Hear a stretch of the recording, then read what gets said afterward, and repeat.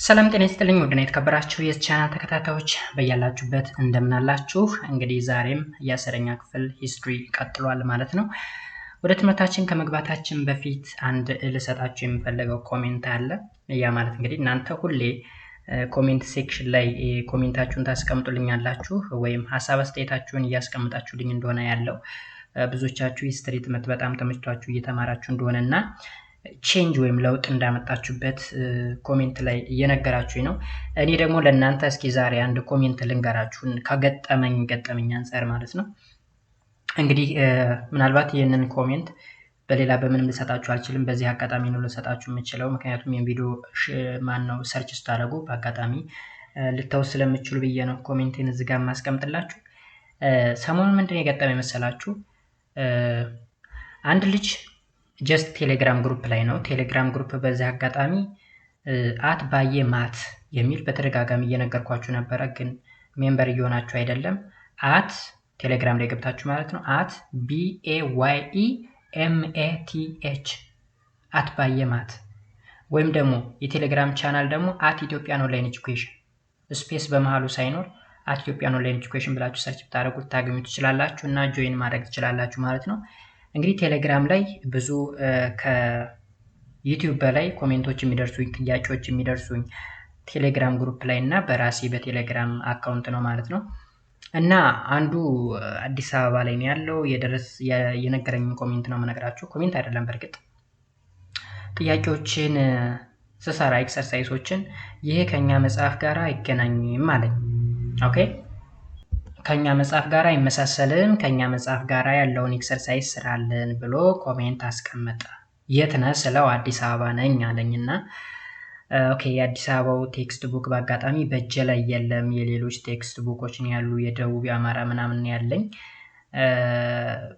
የእናንተ በአጋጣሚ የለኝም፣ ካለ ላክልኝና ልስራለህ ወይም ልስራላችሁ አልኩት። ሪፕላዩ ወይም ምላሹ ምን ቢሆን ጥሩ ነው? ስንት ከፍለኛለህ? ምን አይነት ማይንድ ነው ይሄ? ስራልኝ ብለኸኝ መጽሐፉን ላክልኝ ስልህ መጽሐፉ እኮ ኦንላይን ላይ ሰርች ባደረገው አይጠፋም። ግን እኔ ማለት እናንተ ወዴት እየሄዳችሁ እንደሆነ ማይንዳችሁ በጣም እየተቀየረ እንደሆነ ወደ መጥፎ አስተሳሰብነት እየተቀየራችሁ እንደሆነ ሁላችሁንም እያልኳችሁ አይደለም። ኮሜንት ደግሞ ሰው ኮሜንት የሚሰጥ ለምንድን ነው? መሻሻል እንዲኖርባችሁ ነው። ወይም ወደ መጥፎ መንገድ እየሄዳችሁ ያላችሁ ሰዎች ጀስት አቅጣጫችሁን እንድትቀይሩ ለማሳሰብ ያክል ነው። መጽሐፉን ላክልኝና ልስራላችሁ ብዬ ስለው ስንት ከፍለኛለህ አይባልም። ኢትስ ሼም ኦን ዩ። ኦኬ እኔ ግራ ነው የገባኝ። ማለት በጊዜው በጣም ነው የሳቅኩት። ምክንያቱም እኔ ይህን ቪዲዮ ሰራላችሁ ለምሳሌ ከፍላችሁኝ አይደለም። እኔ ታይሜን እዚህ ላይ እንትን አድርጌ ማለት ጊዜን አጥፍቼ ኢነርጂን ብዙ ነገር ሉዝ ማድረገው ነገር አለ። ባይዘው ይሄን ቪዲዮ ሰራ ዝም ብዬ እንዲሁ አይደለም። ብዙ ነገሮች ኢቭን ከቦታ አንፃር ከጊዜ አንፃር ለምሳሌ በግልጽ ልነግራችሁ የምፈልገው ነገር ይሄን ዩቲዩብ ቪዲዮ ሰራ በትርፍ ጊዜ ነው የምሰራው። ያ ማለት ከስራ በስተጀርባ ማለት ነው። ማታ ላይ ወይም እሑድ ቅዳሜ ወይም ደግሞ ከስራ መልስ ምናምን ነው የምሰራው። ምክንያቱም የትርፍ ጊዜ ስራ ነው፣ ክፍያ የለውም፣ ምን የለውም። ለዛ ጀስት በትርፍ ጊዜ ነው የምሰራው ማለት ነው። ግን ራሱን ችሎ ክፍያ ያለው አሪፍ ነገር ቢሆን ኖርማል ስራም ተትቶ ይህ ስራ ብቻ ይሰራ ነበረ። ብዙዎቻችሁ እንደምታስቡት ዩቲዩብ በጣም ብዙ ለውጥ የሚያመጣ ሶሻል ሚዲያ እንደሆነ ነው የምትረዱት። ግን እሱ ኮንዲሽኖች አሉት። እዚህ ጋር እግረ መንገዴን ልንገራችሁ ትምህርቱን ከመጀመራችን በፊት ማለት ነው። ማወቅ የምትፈልጉት ሰዎች፣ ማወቅ የማትፈልጉ ሰዎች ይህንን አሁን የማወራውን ነገር ትንሽ አሳልፉና ወደ ትምህርቱ ማለት ትችላላችሁ። ኤኒዌይስ አጠር ያለ ነገር ነው የምነግራችሁ። ኢትዮጵያ በዩቲዩብ ፓርትነርሺፕ ፕሮግራም አባል አይደለችም። ለምሳሌ ይሄ ዩቲዩብ ቻናል ኢትዮጵያን ኦንላይን ኤጁኬሽን የሚለው ዩቲዩብ ቻናል ሲከፈት ሎኬሽኑ የት ነው መሰላችሁ? ዩናይትድ ስቴትስ ኦፍ አሜሪካ ነው ሎኬሽኑ፣ ወይም ሌሎች የአውሮፓ ሀገሮችን ነው ልትመርጡ የምትችሉት እንጂ ኢትዮጵያ እዛ ውስጥ የለችም። ለምን ካላችሁ የኛ ሀገር በጣም ድሃ የምትባል ሀገር ነች። በጣም በዓለም ላይ እውቅና ያጣች ሀገር ነች። ብዙ ነገር። ለምንድን ነው እንደዚህ የሆነ ካላችሁ ጀስት ቅድም እንደነገርኳችሁ አይነት ልጆች እየበዙ ስለሆነ ይሄ ልጅ ለምሳሌ አድጎ ምን እንደሚያደርግ አስቡት። ትልቅ ልጅ ሆኖ ምናምን ተምሮ ምናምን ስልጣን ሲይዝ ምን አይነት ጥያቄዎች እንደሚጠይቅ ይታወቃል። ሶ በጎ ሰው ለመሆን ሞክሩ። በነፃ የሚሰጣችሁን በነፃ ስጡ። በቃ ሁሌ ላይክ፣ ሰብስክራይብ፣ ሼር አድርጉልኝ ብዬ ጠይቃለሁ። እኔ ብቻ ሳይሆን ሁሉም ሰው ነው የሚጠይቀው። ይህ ነገር ከኪስ የሚወጣ አይደለም። የሽርፍራፊ ሰከንዶች ነው። ላይክ ማድረግ ባይዘው 1 ሰከንድ ራሱ አይፈጅም። ላይክ ሲደረግ ክፍያ ይመጣል ወይም የሆነ ጥቅማ ጥቅም ይኖረዋል ሳይሆን ላይክ ባረጋችሁት ቁጥር ቪዲዮ ሪኮመንድድ ቪዲዮ ብሎ ለጓደኞቻችሁ እንዲደርስ ይሆናል። በቃ ለምሳሌ አንድ ሰው ከመካከላችሁ ላይክ ቢያደርገው ለሌላ ጓደኛችሁ ሪኮመንድድ ቪዲዮ ብሎ ይሄድላችኋል ማለት ነው። ስለዚህ ለብዙ ሰዎች ተሰራጨ፣ ቫይራል ወጣ ማለት ነው። ኮሜንትም ስትሰጡ ልክ እንደዛ ነው። ለዛ ነው እንጂ እናንተ የኢትዮጵያ ኦዲየንስ ሆናችሁ ቪዲዮ ስላያችሁ ለዛ ሰው ዳት ማች የረባ ቫልዩ አጨምሩ። የምትጨምሩት ነገር ምንድነው? ታይሙን ኢንክሪዝ ታደርጉለታላችሁ፣ ዋች አወሩን ማለት ነው። ኦኬ። ከዛ ለብዙ ሰዎች የመሰራጨት እድሉ እየሰፋ ይመጣል እንጂ ኢትዮጵያ ውስጥ የትኛውንም ቪዲዮ ስታው ማስታወቂያ መጥቶላችሁ ያውቃል። እውነቱን መነግራችሁ ማስታወቂያ መጥቶላችሁ ያውቃል።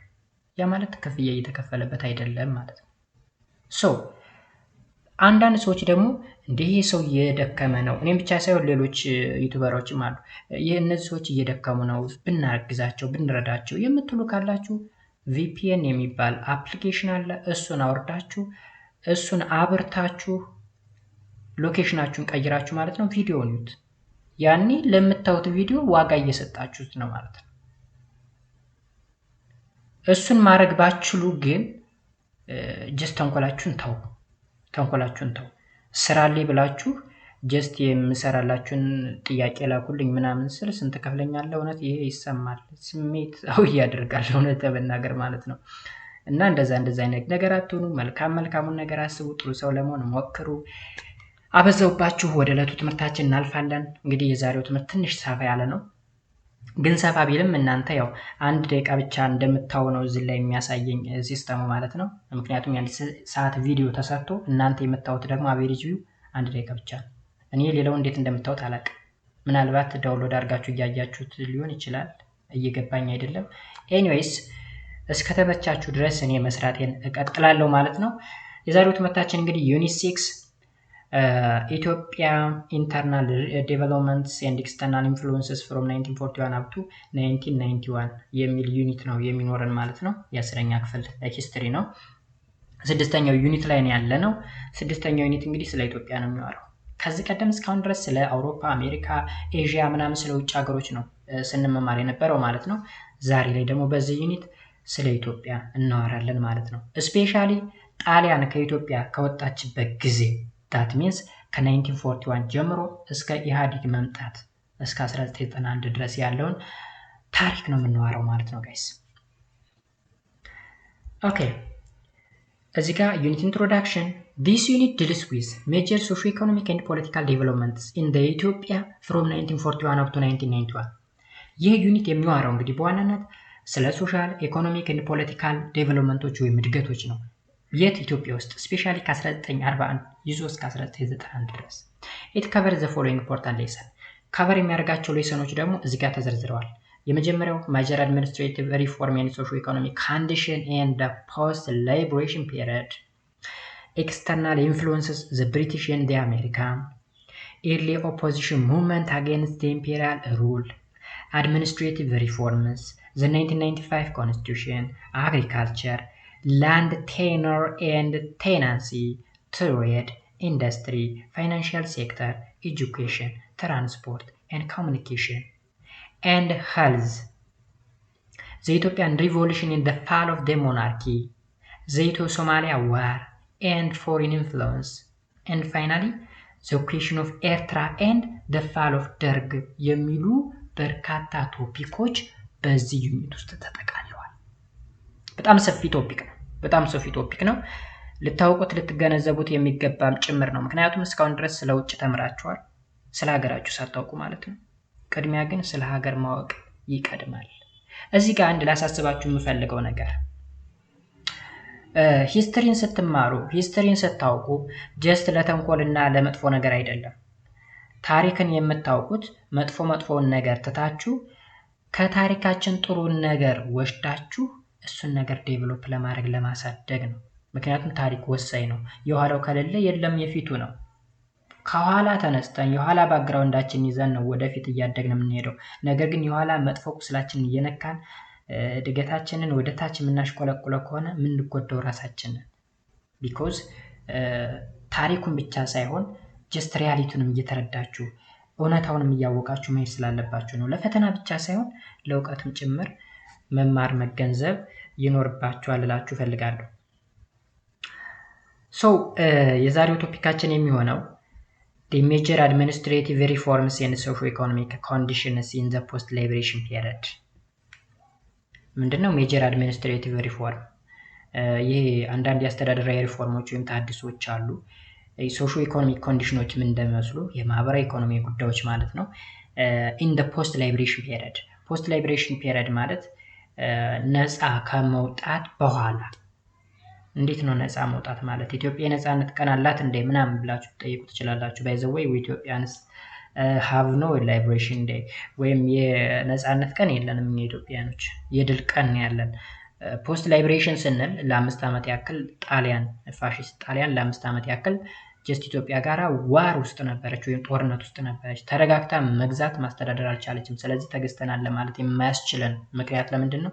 እጅ ሰጥተን ስላልተገዛን ወይም 5 ዓመት በሙሉ በጉሬላ ዋር ወይም በጦርነት ውስጥ ስለነበርን ነው እንጂ ለ5 ዓመታት ያክል አዲስ አበባን እንደ ሴንተር አድርጋ የተለያዩ ነገሮችን ስታደርግ እንደነበር ይታወቃል። ኢቭን ብዙ ላንጉጆች ወይም ብዙ የቋንቋ ቃላቶች ወርሰናቸዋል። ለምሳሌ እንደ ፍንጃል በይዘው ስኒ ማለት ነው። ባንዲራ ሰንደቅ ዓላማ ነው። መኪና ብዙ አዳዲስ የጣሊያን ቃሎች አሉ። ምናልባትም ተሳክቶላት ቢሆን ኑሮ ይሄን እኛ የምናወራው ጣሊያንኛ ይሆን ነበረ። ኤኒዌይስ ጠበብ እያደረግን ለመማር እንሞክር። ቶፒኩ እንኳን አስፍታ ነው እንደውም ሰፊ ነው። መጀመሪያ ላይ እንግዲህ ኤክስተርናል ኢንፍሉዌንስ ወይም የውጭ ተጽዕኖ ምን ይመስላል? ዘ ብሪቲሽ ኤራ ኦኬ፣ ከብሪቲሽ ጋር የነበረው ነገር ምን ይመስላል? አሁን ኤክስተርናል ኢንፍሉዌንስ ስንል ወይም የውጭ ተጽዕኖ ስንል መጀመሪያ ላይ የምናገኘው ብሪቴንን ነው። ብሪቴን ከኢትዮጵያ ጋር የነበራት ሪሌሽን በዛን ዘመን ምን ይመስል ነበር?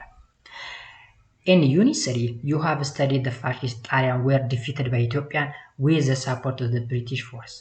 እንግዲህ ፋሺስት ጣሊያን ኢትዮጵያን መታወራ በነበረችበት ጊዜ ድፊት ተደርጋ ወይም ተሸንፈ ሄደችው በዋናነት በብሪቲሽ እርዳታ ጭምር ነው። የመጀመሪያውን አይደለም፣ ያድዋውን አይደለም። ያድዋው ለኮሎኒያሊዝም ወይም ለቅኝ ግዛት የመጣ ጦርነት ነው። ያለማንም ረዳትነት ኢትዮጵያኖች በአንድ ላይ በአራቱም አቅጣጫ ተሰባስበው ያሸነፉበት ነው። ማንም ሀገር አላገዛቸውም በዛ ጊዜ። ይሄኛው ግን ፋሺስት ጣሊያን በሁለተኛው ዙር ኢትዮጵያን መታ፣ ስፔሻሊ በ1930ዎቹ አካባቢ ማለት ነው መታ ድጋሚ ቅኝ ለመግዛት መታ ነበር። ቅኝ መግዛት ሳይሆን ያን ዋናው ዓላማዋ በቀል ነበር። በቀል ማለት በመጀመሪያው ጦርነት ወይም በአድዋ ጦርነት ጀስት ሀያል ነኝ የምትል ሀገር በጥቁሮች ውርደትን ተከናንባ ስለሄደች ለሱ በቀል የሚሆን ነው ሁለተኛ ዙር ወደ ኢትዮጵያ መታ ጀስት ካልገዛው ስትል የነበረው ማለት ነው። ኤኒዌይስ ይሄንን ኢትዮጵያ ልታሸንፍበት የቻለችበት ምክንያት የብሪቴን ፎርስ እርዳታ ስለነበረ ነው። ኦኬ ኦን ሜይ 5 1941 ኃይለ ሥላሴ ሪተርን ቱ አዲስ አበባ despite officially recognizing the sovereignty of the Emperor ኃይለ ሥላሴ ኢትዮጵያ remained under the influence of Britain ይላል። እንግዲህ ሜይ 5 1941 ጣሊያን ከኢትዮጵያ ስትወጣ አጼው ወይም አጼ ኃይለ ሥላሴ ከአውሮፓ ሀገሮች ወደ ማን መጣ? ወደ ኢትዮጵያ ተመልሶ መጣ። ያ ማለት ምን ማለት መሰላችሁ? እዚህ ጋር ጣሊያን ፋሺስት ጣሊያን ኢትዮጵያ በመጣች ጊዜ ከተወሰነ ቆይታ በኋላ አጼ ኃይለ ሥላሴ እና ቤተሰቦቻቸው ወደ አውሮፓ ሄደው ነበረ። ስፔሻሊ ወደ ጄኔቫ ይመስለኛል ጀስት ሊግ ኦፍ ኔሽን የሚባለው ድርጅት ስለነበረ ወይም የዓለምን ሰላም ያመጣል ተብሎ የተቋቋመ ድርጅት ስለነበረ እና ኢትዮጵያን በ1923 ሜምበር አባል ስለነበረች ፋሺስት ጣሊያን አግሬሽኗን ወይም ጸባጫሪነቷን ለማሳወቅ ሄደው ነበረ ማለት ነው ወደ ጄኔቫ። ስለዚህ በ1941 ጣሊያን ከኢትዮጵያ ስትወጣ ኃይለ ሥላሴ ወደ ኢትዮጵያ ተመልሰው መጡ። መቼ? ኦን ሜይ 1941 ማለት ነው። እንግዲህ ልትወጣ የቻለችበት ማለት ምንድነው? የጣሊያን ኢትዮጵያ ለቃ ልትወጣ የቻለችበት የብሪቲሽ ኢንፍሉዌንስ እንዳለ ነው የሚያሳውቀው እዚህ ጋር። The British military administration dictated all internal and external affairs of the country. They were in the control of the most important government body, the police force, the army, and the finance. እንግዲህ ሙሉ በሙሉ በሚባል ደረጃ ብሪቴን ጣሊያንን ካስወጣች በኋላ እሷ የተተካችበት ሁኔታ ነው ያለው። እሷ የተተካችበት ማለት ጣሊያን ኦልሬዲ ለበቀል ነው የገባችው። ኢትዮጵያ ላይ ምንም አይነት ርህራሄ በጎነት ምናምን የሚባል ነገር አታሳይም። ጀስት ለምሳሌ ፌብሩዋሪ 12 ማሳከር የሚባል አለ። የካቲት 12 መታሰቢያ ምናምን የሚባል ነገር ሰምታችሁ ከሆነ ማሳከር ነበረ፣ ጅምላ ጭፍጨፋ ማለት ነው። በአንድ ቀን ወደ 30,000 ሰው የተፈጀበትም ጊዜ ነበረ። ይሁን ላይ ሆኖ ለምንድን ነው? በመጀመሪያው ጦርነት በአድዋ ጦርነት ተዋርዳ ስለሄደች የሱ በቀል መሆኑ ነው። ብሪቴን ግን ጣሊያንን አስወጥታ ከኢትዮጵያ ኃይላት ጋር በአንድ ላይ ሆነ አስወጥታ ስትተካ ጀስት እንደዛ አይነት በቀል አልነበራትም፣ ወይም መጥፎ የሆነ አስተዳደራዊ በደሎችን ለማድረስ አልሞከረችም። በዛ ላይ በስምምነት ነው፣ አንዳንድ ውሎች ነበሩ። The Britain set up the occupied enemy territory administration over the Ogaden and Eritrea. እንግዲህ ይህንን ይዩት። The occupied enemy territorial administration ኢነሚዋ ማነች?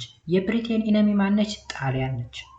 ለምንድነው የብሪቴን ጠላት የሆነችው ካል በአንደኛ የዓለም ጦርነትና በሁለተኛ የዓለም ጦርነት ሁለት ግንባሮች ነበሩ። ትሪፕል አላያንስ እና ትሪፕል ታንቴን የሚባሉ ሁለት ጎራዎች። ስለዚህ ብሪቴን እና ጣሊያን ደግሞ በዚህ ጎራ ላይ በተቃራኒ አቅጣጫ የቆሙ ስለነበሩ ጠላት ናቸው። ስፔሻሊ እነ ጣሊያን፣ ጃፓን እና ጀርመኒ በአንድ ግሩፕ ነበር ያሉ። እነ ብሪቴን፣ አሜሪካን፣ ፍራንስ እና የመሳሰሉት ደግሞ በአንድ ጎራ ነበሩ ማለት ነው። ኦኬ The first agreement between the Ethiopia and British was signed on 31 January 1942. የመጀመሪያው በኢትዮጵያና በብሪቴን መካከል የተደረገው ስምምነት የተዋሉት መቼ ነው? በጃንዋሪ ወይም ጥር 31 1942 ነበረ 1942። The treaty recognized Ethiopia as an independent state.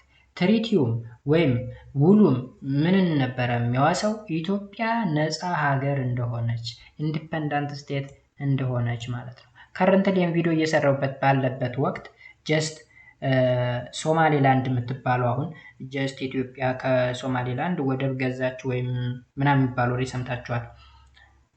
በዛ ፈንታ ኢትዮጵያ ሶማሌላንድን ምን እንዳረገች ማለት ነው? ነፃ ሀገር ነች ብላ እንዳወጀች ማለት ነው። ልክ ብሪቴንም ኢትዮጵያን ኢንዲፔንደንት ስቴት ነች የሚል ሪኮግኒሽን ወይም እውቅና ሰጠች ማለት ነው። ሃይበር the agreement restricted the country's sovereignty in many ways. ይህ ስምምነት ግን በብሪቴንና በኢትዮጵያ መካከል የተደረገው ስምምነት ወይም ውል የኢትዮጵያን ሶቨርኒቲ ወይም ሉዓላዊነት በብዙ መንገድ የሚጎዳ ነበረ ወይም ሪስትሪክትድ ያደረገ ነበረ። ከነዚህም መካከል እንግዲህ the include the following እነዚህ የተዘረዘሩት ነገሮች በሙሉ የኢትዮጵያን ሉዓላዊነት የሚጎዱ ናቸው ወይም ሪስትሪክት የሚያደርጉ ወይም የሚገድቡ ናቸው። የመጀመሪያው ኢትዮጵያን አርሚ was to be trained by the British military mission. የኢትዮጵያ ወታደሮች በማን መሰልጠን መቻል አለባቸው? በብሪቲሽ ሚሊታሪ ሚሽን መሰልጠን መቻል አለባቸው እንጂ በራሷ አሰልጣኞች መሰልጠን የለባቸውም የሚል ትሪቲ ነበረ። አንደኛው ሪስትሪክሽን ወይም ሉዓላዊነቷን የሚነካው ማለት ነው። ሁለተኛ The British minister enjoyed a privileged over other diplomatic representatives in Ethiopia. የብሪቲሽ ሚኒስቴሮች ኢትዮጵያ ውስጥ ካሉ ዲፕሎማቲክ ሪፕሬዘንታቲቭ ጋራ ፕሪቪሌጅ ማለት እንደፈለገ enjoyed a privilege ስንል እንደፈለገ የመናገር enjoy የማድረግ ዘና ማለት እከሌ ምን ይለኛል እንዲሆናል ማለት ነገር የለም። ፍሪሊ የፈለጋቸውን የመናገር መብት አላቸው። እነማን? the British ministers። ሁለተኛ ነው የሪስትሪክሽን። ሶስተኛ British advisors were assigned to each government minister office. የብሪቲሽ አድቫይዘር ወይም የብሪቴን አማካሪዎች በእያንዳንዱ ኢትዮጵያ ውስጥ ባሉ ገቨርንመንት ሚኒስቴር ኦፊሶች እንደ አማካሪ ሆነው ተሾመዋል። ለምሳሌ የትምህርት ሚኒስቴር ቢኖር የብሪቲሽ አማካሪ ያለው፣ የጤና ሚኒስቴር ቢሆን የብሪቲሽ አማካሪ ያለው። ኦኬ የተለያዩ ሚኒስቴሮች አሉ አይደለ? እነዛ ሚኒስቴሮች በሙሉ አማካሪያቸው ብሪቴናዊ ነው። ብሪቲሽ ነው። The British military could use a former Italian state property without payments. ሌላኛው ደግሞ የብሪቲሽ ሚሊታሪ ወይም የብሪቲሽ ወታደሮች የጣሊያን ፕሮፐርቲ ወይም የጣሊያንን ሀብት ያለምንም ክፍያ መጠቀም ይችላሉ። ያ ማለት ጣሊያኖች ኢትዮጵያ ውስጥ 5 ዓመት ሲቆዩ የገነቡት ብዙ ነገር አለ። ህንፃዎች ገንብተዋል፣ ሮድ ገንብተዋል፣ ብዙ መሰረተ ልማቶች፣ ኢንፍራስትራክቸሮችን ገንብተዋል። እነዛን ነገሮች በሙሉ የብሪቴን ሚሊታሪ ወይም የብሪቴን ወታደሮች ያለምንም ክፍያ ዊዛውት ኤኒ ፓይመንት መጠቀም ይችላሉ። የውሉ አካል ነው። The British were also to remain in control of the region termed as Haud and the reserved area along the boundary of British Somaliland and the rest of Ogaden. ብሪቲሽ ሌላው ነገር ደግሞ ኮንትሮል የምታደርጋቸው ሪጅኖች አሉ ወይም አካባቢዎች ሃውድ የሚባል ቦታና ሪዘርቭድ ኤሪያ የሚባል ብሪቲሽ ሶማሌላንድ እና the rest of Ogaden. ኦጋዴን ማለት አሁን ላይ ሶማሌ ክልል የምንለው ማለት ነው። በጣም ሰፊ ነው። ኦጋዴን ኖርማሊ በዚህ ሰዓት ኦጋዴን ትንሽዬ ክፍል ነች። ጀስት እንደ ዞን ምናምን ነገር ይመስለኛል ኦጋዴን። ያኔ ግን ኦጋዴን የሚባለው ጀስት የሶማሌ ክልል በሙሉ እንደ ኦጋዴን ሪጅን ተደርጎ ይቆጠራል ማለት ነው። እና ያን ኤሪያ ሙሉ በሙሉ ኮንትሮል የምታደርግም ውልና ስምምነት ነበረ። እንቀጥል። The high power radio transmission station, the telephone system and the railway were to remain under the British control. ሌላኛው ደግሞ ሃይ ፓወር ሬዲዮ ትራንስሚሽን ወይም የሬዲዮ ጣቢያ አለ። እሱም በብሪቴን ቁጥጥር ውስጥ እንዲሆን፣ ቴሌፎን ሲስተሙ በብሪቴን ቁጥጥር ስር እንዲሆን፣ ሬልዌይ ወይም ባቡር መንገዱም አንደር ዘ ብሪቲሽ ኮንትሮል እንዲሆን የተደረገበት ሁኔታ ነበረ። በመጨረሻ the British East Africa shilling was made the official monetary unit. የብሪቲሽ ኢስት አፍሪካ ሽሊንግ ማለት ሽሊንግ ናይዳይስ ኬንያዎች የሚጠቀሙበት መገበያያ ነው። ስለዚህ የብሪቲሽ ምስራቅ አፍሪካዊ መገበያ ወይም ሽሊንግ ጀስት ኦፊሻል ሞኔታሪ ዩኒት ወይም ከረንሲ እንዲሆን ታውጆ ነበረ። ስለዚህ እነዚህ ነገሮች በሙሉ የኢትዮጵያ ሉዓላዊነት የሚጋፉ ነበሩ ማለት ነው፣ በኢትዮጵያና በብሪቲሽ መካከል በተደረገው ስምምነት ማለት ነው። The second Anglo-Ethiopian Treaty was signed in December 1944. ከሁለት ዓመት በኋላ መጀመሪያ በ1942 ነበረ ስምምነት የተካሄደው the first Anglo-Ethiopian Treaty ማለት ነው። ሁለተኛው ደግሞ the second Anglo-Ethiopian Treaty የሚባለው በእንግሊዝ እና በኢትዮጵያ መካከል የተደረገው ትሪቲ በ1944 ነበረ። The British promised to restore Ogaden to Ethiopia and also allowed Ethiopia to use the Djibouti Addis Ababa railway. በዚህ ትሪቲ እንግዲህ ብሪቴን የገባችው ቃል ኪዳን አለ ወይም ፕሮሚስ አለ ኦጋዴንን ወደ ኢትዮጵያ ለመመለስ ወይም የኢትዮጵያ ክፍል እንዲሆንና በኢትዮጵያ ቁጥጥር ውስጥ እንዲሆን። ከዛ በተጨማሪ ደግሞ አዲስ አበባ ማነው ጅቡቲ አዲስ አበባ ሬልዌይ ናይዳይስ አሁንም እየተጠቀምንበት እንገኛለን፣ የጅቡቲ አዲስ አበባ ባቡር መንገድ ማለት ነው። እሱንም በኢትዮጵያ ቁጥጥር ውስጥ እንዲሆን የማድረግ ስራ ተሰርቶ ነበር። The privilege enjoyed by the British minister over as a diplomatic representative in Ethiopia was also lifted. ይሄ ደግሞ የብሪቴን ሚኒስቴሮች እንደፈለጋቸው የመናገር ኢንጆይ የማድረጉ ነገር ስፔሻሊ ከዲፕሎማቲክ ሪፕሬዘንታቲቮች ጋር ማለት ነው ያለው ነገርም ሌፍት ሆነ ወይም ተነሳ ማለት ነው። አሁን እዚህ ጋር ዲፕሎማት ማለት አንድ ነገር ወክሎ የተቀመጠ አካል ማለት ነው። እሱ እንደፈለገ መናገር አይቻልም፣ ግን የብሪቴን ሚኒስቴሮች ያደርጉ ነበር። በሁለተኛው አንግሎ ኢትዮ ትሪቲ ግን ይሄ መብት ሊፍትድ ወይም ተነሳ ማለት ነው። Moreover, the British agreed to train and modernize the Ethiopian army. ነገር ግን የብሪቲሽ አርሚ የኢትዮጵያ አርሚዎችን ትሬን የማድረግ ሞደርናይዝ የማድረጉ ነገር እንደቀጠለ ነው። Accordingly, they set up a mission called British Military Mission of Ethiopia. Okay? Accordingly, they set up a mission called British Military Mission on Ethiopia. የብሪቲሽ ሚሊታሪ ሚሽን አለ የኢትዮጵያ ውስጥ ማለት ነው። እሱ ነገር በደንብ ሴታፕ እንዲሆን እንዲቋቋም ተደረገ። However, the Ogaden stayed under the British until 1954, while the Eritrea remained under their administration from 1941 to 1952. አሁን ኢትዮጵያ ውስጥ the British Military Mission የሚባል ነገር ተቋቁሟል። ከዛስ ኦጋዴን ለኢትዮጵያ ተሰጥታለች ይል ነበረ እንግዲህ በሁለተኛው የኢትዮጵያ የእንግሊዝ ኢትዮጵያ ትሪቲ ላይ ማለት ነው። ነገር ግን ኦጋዴን ምንም እንኳን ትሪቲው በ1944 ቢሆንም ኦጋዴን ግን በብሪቲሽ ቁጥጥር ውስጥ እስከ 1954 ድረስ ቀጠለች። ለ10 ዓመታት ያክል በብሪቲሽ ቁጥጥር ውስጥ ነበረች ማለት ነው። ትሪቲው ግን የ1944ቱ ትሪቲ ኦጋዴን ለኢትዮጵያ ትሰጥ የሚል ነበር። ነገር ግን ለ10 ዓመታት ያክል በብሪቲሽ ቁጥጥር ውስጥ ቆየች ማለት ነው። እና ኤርትራ ደግሞ በማን ቁጥጥር ውስጥ ሆና ቆየች? ኤርትራ remained under their administration from 1941 up to 1952 ከ1941 እስከ 1952 ድረስ በብሪቲሽ ቁጥጥር ውስጥ ሆነች ማለት ነው። ማን? ኤርትራ። Immediately after the end of the Second World War, the Ethiopian government demanded that Eritrea should be unified with Ethiopia based on the historical and geographical grounds.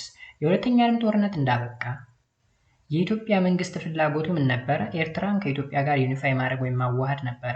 ምክንያቱም ሂስቶሪካሊ እና ጂኦግራፊካሊ የሚያገናኘን የሚያቀራረበን ነገር ስለሆነ፣ ሂስቶሪካሊም ሁላችንም አንድ ህዝቦች ነበር፣ ጂኦግራፊካሊም ጎረቤት ወይም የተያያዘ አንድ የሚያደርገን ነገር ስለነበረ ማለት ነው። Different political parties emerged and came up with different options to address the question of Eritrea. These were የኤርትራን ዩኒፊኬሽን ወይም ኤርትራ ከኢትዮጵያ ጋር ትዋሃድ ወይም አትዋሃድ የሚለውን ሐሳብ የሚደግፉና የሚቃወሙ የተለያዩ ፖለቲካል ፓርቲዎች ኢመርጅ አደረጉ ማለት ነው። ከነዚህም መካከል የመጀመሪያው ዘ ዩኒየኒስት ፓርቲ ነው። ዘ ዩኒየኒስት ፓርቲ consisting of the single largest political group largely based on the Orthodox Christian and the Tigrayan speaking people and demanded the unification of ኤርትራ ዊዝ ኢትዮጵያ። እነዚህ ዩኒየኒስት ፓርቲ የሚባሉት እንግዲህ በጣም ብዙ ናቸው፣ ላርጅ ናቸው። ፖለቲካል ግሩፓቸው እንግዲህ በጣም በርካታ ሰዎችን የያዘ ነው። ስፔሻሊ ኦርቶዶክስ ክርስቲያኖች ናቸው፣ እንዲሁም ትግረኛ ተናጋሪ ህዝቦች ናቸው። ፍላጎታቸውም ኤርትራ ከኢትዮጵያ ጋር ዩኒፋይ እንድትሆን ወይም እንድትቀላቀል የሚያትት ወይም የሚያወሳ ሀሳብ ያላቸው ፓርቲዎች ነበሩ ማለት ነው። the ዩኒየኒስት ፓርቲ።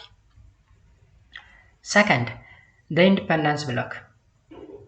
ኢንዲፐንደንስ ብሎክ የሚባለው ደግሞ it was a collection of different groups that were united by their opposition to the union. It includes ኢንዲፐንደንት ብሎክ ምንላቸው ደግሞ ኤርትራ መዋሃድ ሳይሆን ወይም ከኢትዮጵያ ጋር ዩኒፋይ መሆን ያለባት ሳይሆን ጀስት ራሷን ችላ ነፃነቷን አውጃ እንደ ሀገር መቀጠል አለባት የሚሉ ግሩፖች ናቸው።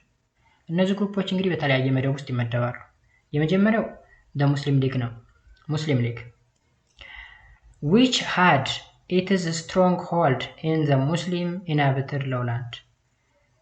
ይሄ ሐሳብ የተነሳው እንግዲህ በኤርትራ ሎውላንድ አካባቢ ላይ የሚገኙ ሙስሊሞች ናቸው ይሄን ሐሳብ የሚያነሱት። ሃይላንዱ ያው የክርስቲያን ኪንግደም ነው ወይም ክርስቲያኖች ናቸው የያዙት፣ ኢትዮጵያ ላይም በሉት ኤርትራ ላይም ማለት ነው። ሌላኛው ዘ ሊበራል ፕሮግሬሲቭ ፓርቲ ነው። ሁለተኛው ዘ ሊበራል ፕሮግሬሲቭ ፓርቲ እንግዲህ ከኢንዲፐንደንስ ግሩፕ ማነው ብሎክ ውስጥ ነው የሚመደበው። which campaigned for the independence of ኤርትራ unite with ትግራይ። እነዚህ ምንድነው የሚያስቡት መሰላችሁ? ጀስት አሁን ላይ ኢህአዴግ ያስብ የነበረውን ሐሳብ ነው የሚያስቡት። ምክንያቱም የኢህአዴጎችን ሐሳብ ኤርትራንና ትግራይን ባንድ ላይ ያዋሃዱ ሀገር መመስረት ነበርና the liberal progressive ፓርቲ ምንድነው የሚያስቡት መሰላችሁ? ኤርትራ ኢንዲፔንደንት እንድትሆን ነው ካምፔናቸው ወይም ቅስቀሳቸው። ግን ከማን ጋር? ከትግራይ ጋር። ስለዚህ ኤርትራና ትግራይ ተመሳሳይ ላንጉዌጅ ስፒክ ስለሚያደርጉ ወይም ስለሚናገሩ አንድ ሀገር እናድርጋቸው የሚሉ ናቸው ሊበራል ፕሮግሬሲቭ ፓርቲ። it was a creation of British who had advocated a policy of the partitioning Eritrea by attaching the lowland to the Sudan and uniting the Tigrayan speaking highland. ይሄ ሐሳብ ክሬት የተደረገው በብሪቲሽ ነው። ሐሳቡ ምን መሰላችሁ? the liberal progressive party ሐሳቡ ትግረኛ የሚናገሩ የትግራይ ህዝቦችን ከኤርትራ ሃይላንድ ፒፕሎች ጋር በማዋሃድ አንድ ሀገር በመስረት ሎውላንድ ላይ ያሉ ሙስሊም ኮሚኒቲዎችን ደግሞ ከሱዳን ጋር ዩናይት ማድረግ ማለት ነው። ስለዚህ ሙስሊም ኮሚኒቲ ወደ ሱዳን እንዲሄድ፣ ትግረኛ ተናጋሪ ክርስቲያን ኮሚኒቲ ደግሞ ወደ አንድ እንዲሆኑ ወይም ዩናይት እንዲሆኑ። ስለዚህ ትግራይና ኤርትራ ባንድ ይሆናሉ። ሎውላንድ ላይ ያሉ ሙስሊም ኮሚኒቲዎች ደግሞ ወደ ሱዳን ይተካለላሉ ማለት ነው። እሱ ነበር የሊበራል ፕሮግሬሲቭ ፓርቲ አላማ ማለት ነው። ኦኬ ሲ እና የመጨረሻው ደግሞ ከኢንዲፔንደንስ ብሎክ ውስጥ የሚመደበው ፕሮ ኢታሊያን ፓርቲ ነው። ፕሮ ኢታሊያን ፓርቲ brought together Italian settler Eritrean who served in the colonial army ex askaris ይባላሉ and the people of mixed race. This group was mainly supported by Italian. እነዚህ ደግሞ ምን መሰላችሁ የሚያስቡት በዋናነት ፕሮ ኢታሊያን ፓርቲ የሚባሉት ጣሊያን ሳትለር ናቸው ወይም ጣሊያናውያን ናቸው። ኤርትራ ውስጥ የሚኖሩ ጣሊያናውያን እነሱም ሚክስድ ሬስ ያላቸው ናቸው።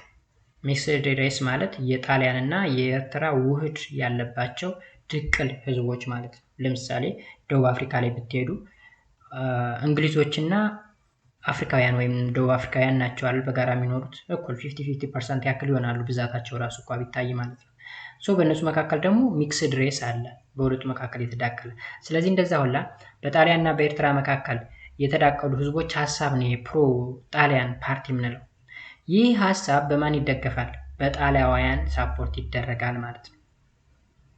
ኦኬ ስለዚህ Eritrean who served in the colonial army and the people mixed race, this group was mainly supported by Italian ይለናል። ባጭሩ ሐሳባቸው ምንድነው? የጣሊያን ሳትለር በአንድ እንዲሰበሰቡ ወይም አንድ የሆነ ግዛት እንዲኖራቸው የሚያወራ ነው። ከኢትዮጵያ ጋራ ዩናይት እንዲሆኑ ሳይሆን ጀስት የራሳቸው የሆነ ግዛት እንዲኖራቸው የሚያትት ነው የፕሮ ጣሊያን ፓርቲ የሚባለው ማለት ነው። ኤኒዌይስ the victorious power of the second world war known as the four power የሚባሉት ወይም አራቱ ኃያላን የሚባሉት የሁለተኛ ዓለም ጦርነት ባለድሎች namely እነ ብሪቴን፣ እነ ፍራንስ፣ እነ ሶቪየት ዩኒየን እና ዩናይትድ ስቴትስ found it very difficult to settle the Eritrean issue and hence finally passed it on the United Nations in 1948. እነዚህ አራቱ ኃያላን እንግዲህ የኤርትራን ጉዳይ መፍታት ስላቃታቸው ወይም ዲፊካልት ስለሆነ ለተባበሩት መንግስታት ድርጅት በ1948 አሳወቁ ማለት ነው። ከዛም ይህ ድርጅት ውሳኔውን ወሰነ። The United Nations passed a resolution called United Nations Resolution 319V ኮዱ ነው adopted on to December 1950. እንግዲህ ይህን እርምጃ ወይም ውሳኔ የወሰነው በዲሴምበር 2 1950 ነው ማለት ነው። ምን ብሎ ወሰነ? This resolution decided that Eritrea should be united with Ethiopia by federation. ኤርትራ ከኢትዮጵያ ጋር መዋሃድ መቻል አለባት ተብሎ በ1950 ተወሰነ። ከዛም ኤርትራ የኢትዮጵያ አካል ሆነች ማለት ነው። ኤክሰርሳይዝ 6.1 ኤክሰርሳይዝ አካውንት ላይ ጠብቁኝ። ከስር ኢትዮጵያን ኦንላይን ማን ነው ኢትዮጵያን ኤጁኬሽን ኤክሰርሳይዝ የሚላል እዚህ አካውንት ስር ላይ እሱን በተደጋጋሚ እየነገርኳችሁ ነው። ሰብስክራይብ አድርጉና እዛ ላይ ታገኙታላችሁ ጥያቄዎችን ማለት ነው። ሌሎች 6.1 6.2 እዚህ ውስጥ በርካታ ኤክሰርሳይዞች አሉ። ሁለተኛ ደግሞ ከብሪቴን ኤራ ቀጥሎ የምናገኘው የአሜሪካን ኢራ ነው። ኢትዮጵያ ከአሜሪካ ጋር የነበራት ሪሌሽንሺፕ ምን ይመስል ነበር? Ethiopian American ties began in 1903 with the arrival of the first American mission to Ethiopia led by Robert Skinner, but the connection grew stronger and more attractive following the Second World War. እንግዲህ የኢትዮጵያ አሜሪካ ሪሌሽንሺፕ የጀመረው በ1903 የአሜሪካ ሚሽነሪ ሮበርት ስኪነር የሚባለው ሰው ከመጣ ጊዜ ጀምሮ ቢሆንም ሞር ግሪ ያደረገው ኮኔክሽኑ በጣም ያደገው ግን ከሁለተኛ ዓለም ጦርነት በኋላ ነው ማለት ነው። The point for agreement የሚባል ነገር አለ። The point for agreement was signed by the two countries on May 15 1952. በሜይ 15 በ1952 እንግዲህ the point for agreement የሚባል በኢትዮጵያና በአሜሪካ መካከል ስምምነቶች ነበሩ። As a result, the United States has assisted to Ethiopia in the area of low-cost management. በብዙ ነገሮች አሜሪካ ኢትዮጵያን ስትረዳ ነበር ወይም አሲስት ታደርግ ነበር። ስፔሻሊ ሎከስት ማኔጅመንት ያም በጣም መንጋ ተከስቶ ነበር።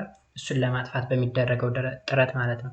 and agriculture and public health education በግብርናና በጤና ጉዳይ በትምህርት እንዲሁም ፐብሊክ አድሚኒስትሬሽን ትሬኒንግ and scholarship awards to Ethiopian student የኢትዮጵያ ተማሪዎችን እንግዲህ የነጻ ትምህርት ዕድል በመስጠት ሁኔታ በፐብሊክ አድሚኒስትሬሽን ትሬኒንግ ዘርፍ በብዙ ዘርፎች ጀስት ስትረዳ ነበር ማለት ነው። ኢትዮጵያን ወይም አሲስት ታደርግ ነበር። ስለዚህ ዘ ፎር አግሪመንት ፖይንት ፎር አግሪመንት የምንላቸው አራት ነገሮች ናቸው። ሎከስት ማኔጅመንት አንድ በሉ፣ አግሪካልቸር ኤንድ ፐብሊክ ሄልዝ ኤጁኬሽን ሁለት በሉ፣ ፐብሊክ አድሚኒስትሬሽን ትሬኒንግ ሶስት በሉ፣ ስኮላርሺፕ አዋርድ ቱ ኢትዮጵያን ስቱደንት አራት በሉ። ስለዚህ ፖይንት ፎር አግሪመንት ማለት እነዚህ አራቱ ላይ የተደረጉ አግሪመንቶች ወይም ስምምነቶች ናቸው። ኢን ዘ 1950s አሜሪካን ስትራቴጂክ ኢንትረስትስ ኢን ኢትዮጵያ ዘ ሆርን ኦፍ አፍሪካ ኤንድ ዘ ሚድል ኢስት ሽፍት ድራማቲካሊ። አይታችኋል እንደሚለው በ1950ዎቹ የአሜሪካ ስትራቴጂክ ኢንተረስት ኢን ኢትዮጵያ እንደ ሆርን ኦፍ አፍሪካ ኢትዮጵያ ላይ በቀንድ የአፍሪካ ክፍል ወይም በምስራቅ አፍሪካ ክፍል በመካከለኛው ምስራቅ አካባቢ ያላት የአሜሪካ ፍላጎት በከፍተኛ ሁኔታ እየጨመረ መጣ። ፎሎዊንግ ዘ ያንግ ፍሪ ኦፊሰር ሪቮልት ኢን 1952 ኢጅፕት አዶፕትድ ኤ ፕሮ ኮሚኒስት አንቲ እስራኤል አድሚኒስትሬሽን። ሌላ እዚህ ጋር ያንግ ፍሪ ኦፊሰር የሚባል አመፃ ነበር ወይም ሪቮልት ነበረ ኢን 1952 ማለት ነው። የት? ግብፅ አካባቢ ማለት ነው። የግብፅ አመፁ ምንድን ነው? ፖስት ኮሚኒስት ወይም ደግሞ አንቲ እስራኤል አድሚኒስትሬሽን ነው። ምክንያቱም ከዚህ ቀደም ዩኒት 5 ላይ ስለ አረብ እስራኤል ዋር አይተናል። አረብ እስራኤል ዋር ስንል አረብ ማለት ሳውዲ አረቢያን ብቻ ሳይሆን አረባይዝድ የተደረጉ ሀገሮችን በሙሉ ያጠቃልላል። እነ ግብፁን ሁላ ሳይቀር ማለት ነው። ብዙ ሙስሊም ስቴቶች አረብ ይባላሉ ማለት ነው። እዛ ጋር አይተነዋል። ሶ አንቲ አረብ ማን ነው? አንቲ እስራኤል አድሚኒስትሬሽን ወይም ከእስራኤል ጋር ከፍተኛውን ጸብ በነበረበት ጊዜ ነበረ ሪቮልት ወይም አመፅ ነበር። ኮሎኔል ጋሜል አብደል ናስር ሄድድ ዘ ሙቭመንት። ይህንን ያንግ ፍሪ ኦፊሰር የሚባለውን ሪቮልት ወይም ሙቭመንት ይመራ የነበረው ደግሞ ኮሎኔል ጋሜል አብደል ናስር የተባለ የግብፅ መሪ ነበር። አዘ ሪዛልት ዘ ዩናይትድ ስቴትስ ቢጋን ሉኪንግ ፎር ኤ ኒው ፓርትነር ኢን ዘ ሚድል ኢስት። ስለዚህ በዚህ ምክንያት አሜሪካ ሚድል ኢስት ወይም መካከለኛው ምስራቅ ላይ አንድ ፓርትነር ወይም አንድ ጓደኛ ትፈልግ ነበር። ዘ ኢትዮጵያን አሜሪካን ትሪቲ ኦፍ 1953 ዋዝ ቤዝድ ኦን ዲስ ዴቨሎፕመንት። እንግዲህ በኢትዮጵያ እና በአሜሪካ መካከል የነበረው ትሪቲ ወይም ስምምነት ስፔሻሊ በ1953 ምክንያቱ የዚህ ጉዳይ ነበር ይለናል። ዘ 1953 ዲልስ ሌት ዘ ዩናይትድ ስቴትስ ቱ ኦፕሬት ዘ ቃኞ ስቴሽን a communication facility in Asmara that had previously been used by the Italian Aseredo Marina። እንግዲህ በዋናነት አሜሪካ እዚህ ኢትዮጵያ ውስጥ መታ ታገዝ ትረዳ የነበረው የቃኞ ስቴሽን ነበረ። ቃኞ ስቴሽን የሬዲዮ ጣቢያ ነው። ስፔሻሊ የሚገኘው አስመራ ውስጥ ነው። አስመራ የኤርትራ ዋና ከተማ ነው። እዛ ቦታ ላይ የሚገኝ ቃኞ የሚባል የሬዲዮ ጣቢያ ነበር። ይህን የሬዲዮ ጣቢያ የመሰረተችው ጣሊያን ነች። ነገር ግን ጣሊያንን ከኢትዮጵያም ከኤርትራንም ሙልጭ አድርጋ ብሪቴን አስወግዳት ስለነበረ በኋላ አሜሪካ መታ ይህን ነገር ሞር ኦፕሬት ማድረግ ጀመረች ማለት ነው።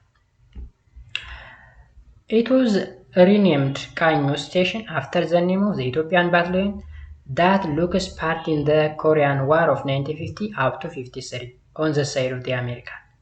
ይህ ቃኞ የሚባል ስያሜ የተሰጠው የሬዲዮ ጣቢያው ቃኞ የሚባል ስያሜ የተሰጠበት ዋና ምክንያት ምንድን ነው? ከኢትዮጵያን ባትሊዮን ወይም ከኢትዮጵያ ወታደሮች የመጣ ስያሜ ነው። የኢትዮጵያ ወታደሮች እንግዲህ በኮሪያ ዋር ወይም ጦርነት ጊዜ ከ1950 እስከ 1953 ድረስ በተደረገው ጦር ከአሜሪካን ጎን ሆነው ያግዙ ስለነበረ ነው። እኔሊ ኤሪተር ዘ ዩናይትድ ስቴትስ ገቨርንመንት ፕሮሚስድ ቱ ፕሮቫይድ ሚሊታሪ አሲስታንስ ቱ ኢትዮጵያ ኤንድ ሴት አፕ ዩናይት ናውናስ ዘ ሚሊታሪ አሲስታንስ አድቫይዘሪ ግሩፕ የሚባል ነገርም ተመስርቶ ነበረ። ቃኞ የሬዲዮ ጣቢያ ነው ብያቸዋለሁ። ይህን የሬዲዮ ጣቢያ ኦፕሬት የምታደርገው አሜሪካ እና ብያቸዋለሁ። የሚገኝበት ቦታ የት ነው? አስመራ ውስጥ ነው ብያቸዋለሁ። ቃኞ የሚባለው ስያሜ የመጣው ከኢትዮጵያን ባትሊዮን ወይም ወታደሮች ስያሜ የመጣ ነው። ኦኬ፣ እሱ ደግሞ በኮሪያ ዋር ጊዜ ከአሜሪካን ሳይድ ሆነው ሲጓጉ በነበሩት የኢትዮጵያን ወታደሮች ስያሜ የመጣ ነው ማለት ነው።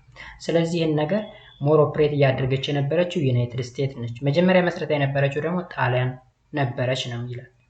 ስለዚህ የአሜሪካን መንግስት ለኢትዮጵያ የገባው ቃል ምንድን ነው? ወይም ፕሮሚስ ያደረገው ሚሊታሪ አሲስታንስ ነው ወይም የጦር ገዛ እንዲደረግለት ነው። ይህም ምን ተብሎ ይጠራል? ዘ ሚሊታሪ አሲስታንስ አድቫይዘሪ ግሩፕ ተብሎ ይጠራል። ዘ ሚሊታሪ አሲስታንስ አድቫይዘሪ ግሩፕ ማለት አሜሪካ ለኢትዮጵያ የምታግዘው የሚሊታሪ አሲስታንስ ስም ነው። ሚሊታሪ አሲስታንስ አድቫይዘሪ ግሩፕ የሚባለው ወይም ኤምኤኤጂ የምንለው ማለት ነው። American influence was particularly strong in the field of military organization and training, communication and education. በዋናነት የአሜሪካ ተጽዕኖ በኢትዮጵያ ላይ በሚሊታሪ ዘርፍ በሉት በትሬኒንጉ እንዲሁም በኮሚኒኬሽን እንዲሁም ደግሞ በትምህርት ዘርፍ ከፍተኛ ነበር። So, in 1960s and 70s, the Ethio-US relation began to decline due to the following reason. በ1960ዎቹ እና 70ዎቹ እንግዲህ በኢትዮጵያ እና በአሜሪካ መካከል ያለው ሪሌሽንሺፕ እየቀዘቀዘ መጣ ወይም ዲክላይን እያደረገ መጣ። ለዚህም ምክንያቶቹ የሚከተሉት ናቸው። አንደኛ፣ advance in satellite communication significantly diminished the importance of the Kanyo station on which the Ethio-American alliance had been founded. የማለት እንግዲህ አድቫንስ ሳተላይት ኮሚኒኬሽን ማለት ከቃኞ ሬዲዮ ስቴሽን ይልቅ ሳተላይቶችን በመጠቀም የተሻለ የኮሚኒኬሽን ደረጃ ላይ ስለደረሱ የቃኘው ኢምፖርታንስ ወይም ጠቀሜታ በጣም እየወረደ መጣ። ቃኘውን እንግዲህ አስመራ ላይ ኦፕሬት የሚያደርጉበት ለራሳቸው ጥቅም ሲባል ነው። ምክንያቱም አሜሪካ ኢትዮጵያ ላይ፣ ምስራቅ አፍሪካ ላይ እንዲሁም መካከለኛው ምስራቅ ላይ ትኩረቷን አድርጋ ስለነበረ ያ ሬዲዮ ስቴሽን ደግሞ ይጠቅማት ስለነበረ፣ ነገር ግን ከዚህ የተሻለ አድቫንስ ሳተላይት ኮሚኒኬሽኖች ኢንቨንት እየተደረጉ ሲመጡ ወይም እያደጉ ሲመጡ የቃኘው ስቴሽን ጠቀሜታ እየወረደ መጣ። በዛ ምክንያት ኢትዮጵያና አሜሪካ አላያንስ ወይም ጀስት መተጋገዝ አንድነት ደርሰውበት የነበሩበት የቃኘው ስቴሽን ዝቅ እያለ ዲክላይን እያደረገ ወይም እየጠፋ መጣ ማለት ነው። በዚህ ምክንያት ሪሌሽንሺፓችን ዲክላይን እያደረገ መጣ። ሁለተኛ ግሮዊንግ ኦፖዚሽን ነው። ግሮዊንግ ኦፖዚሽን ስፔሻሊ አሞንግ ስቱደንትስ አጌንስት የአሜሪካን ኢምፔሪያሊዝም ኦፖዚሽን ወይም ተቃርኖ ወይም አመፃዎች ናቸው። ስፔሻሊ የኢትዮጵያ ተማሪዎች የአሜሪካን ኢምፔሪያሊዝም ወይም የአሜሪካን ቅኝ ግዛት አንፈልግም የሚሉ የተለያዩ ተቃርኖዎች ነበሩ። በእነዚህ ምክንያት በኢትዮ ዩኤስ መካከል የነበረው ሪሌሽንሺፕ ሊጠፋ ቻለ ማለት ነው በ1960ዎቹ እና 70ዎቹ። Thus, on the eve of the Ethiopian Revolution in 1974, Haile Selassie's regime began to lose the USA, which was its strong ally. ከዛም ከኢትዮጵያ ሪቮሉሽን የኢትዮጵያ አብዮት ማለት ነው ኢቭ ወይም ምንድነው ኢቭ ዋዜማ ማለት ነው። ስለዚህ ከኢትዮጵያ አብዮት ዋዜማ ያ ማለት በ1974 ወይም የደርግ መንግስት ሲመሰረት ማለት ነው ኃይለ ሥላሴ ሪጅም ሲወድቅ እንደማለት ነው። የደርግ ሪጅም መጣ ማለት አሜሪካን አጣናት ወይም ከአሜሪካ ጋር የነበረን ሪሌሽንሺፕ አበቃ ማለት ነው። ምክንያቱም በኃይለ ሥላሴ ዘመነ መንግስት አሜሪካና ኢትዮጵያ እጅና ጓንት ነበሩ። ኃይለ ሥላሴ አሜሪካ ውስጥ ሄደው በከፍተኛ ከበሬታ በጣም በሚገርም አቀባበል ነበር የሚደረግላቸው ሁላ ማለት ነው። ነገር ግን የደርግ መንግስት ከመጣ በኋላ ሙሉ ሪሌሽንሺፑን ከማን ጋር አደረገ? ከሶቪየት ህብረት ጋር ወይም ከራሺያ ጋር አደረገበት። ራሺያ እና አሜሪካ ደግሞ አንቲ ናቸው ወይም ተቃራኒ ናቸው። ስለዚህ ኢንዲያ ዘር ወርድ ኢትዮጵያ እና አሜሪካ ተቃራኒ ሆኑ ማለት ነው፣ ስፔሻሊ በደርግ ሪጅም። በዛ ምክንያቱም እንግዲህ ታሪኩን ወደታችን እናየዋለን። ደርግና አሜሪካን ተቃራኒ ስለሆኑ የኢህአዴግ መንግስት በቀጥታ ወደ ኢትዮጵያ ስልጣን ለመያዝ የአሜሪካ እጅ በከፍተኛ እንዳለበት የሚነገረው ማለት ነው። ሌላኛው ሰብቶፒክ አድሚኒስትሬቲቭ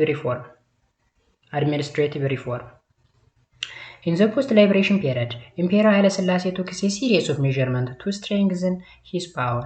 እንግዲህ ከፖስት ላይብሬሽን ወይም ከነጻነት በኋላ ወይም ጣሊያን ኢትዮጵያ ለቃ ከሄደች በኋላ ኃይለ ሥላሴ በጣም ወሳኝ የሚባሉ እርምጃዎችን ወሰዱ። ስፔሻሊ ስልጣናቸውን ለማሳደግ ወይም ለማጉልበት ወይም ለማጠንከር ማለት ነው። His political vision mainly focused on the separation of regional nobilities and the creation of centralized state. ባጭሩ ዋናው ሜጀር የተወሰደው እርምጃ ምንድነው ስንል ቪዥኑ ወይም ራዩ ምንድን ነበረ?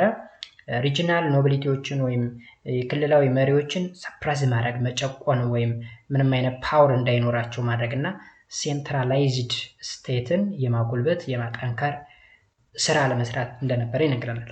to this end Ethiopia was recognized into the 12 ጠቅላይ ግዛት or governorate generals in 1942 በ1942 የተወሰደው እርምጃ ምንድነው? ኢትዮጵያ 12 ጠቅላይ ግዛት እንዲኖራት በኢትዮጵያ አጠቃላይ ከሰሜን እስከ ደቡብ ከምስራቅ እስከ ምዕራብ 12 ጠቅላይ ግዛት ወይም governorate generals ማለት ነው።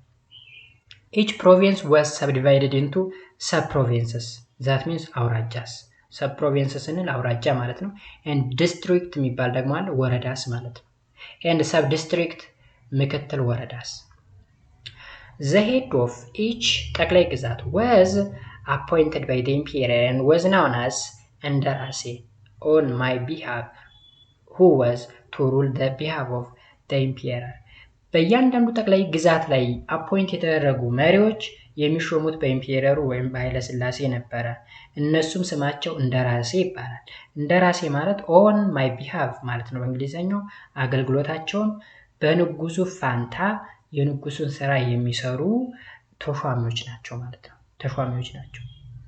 ለምሳሌ እንበልና በዛ ጊዜ የሸዋ ጠቅላይ ግዛት የሚባል ነበረ፣ የትግራይ ጠቅላይ ግዛት የሚባል ነበረ፣ ኢሊባቡር የሚባል ነበረ፣ የጎጃም ጠቅላይ ግዛት የሚባል የጎንደር። ስለዚህ በእርግጥ 14 ክፍለ ሀገራት ነው የሚባሉት፣ ግን ከ14ቱ ወደ 12 ነው እንዲወርዱ የተደረገው።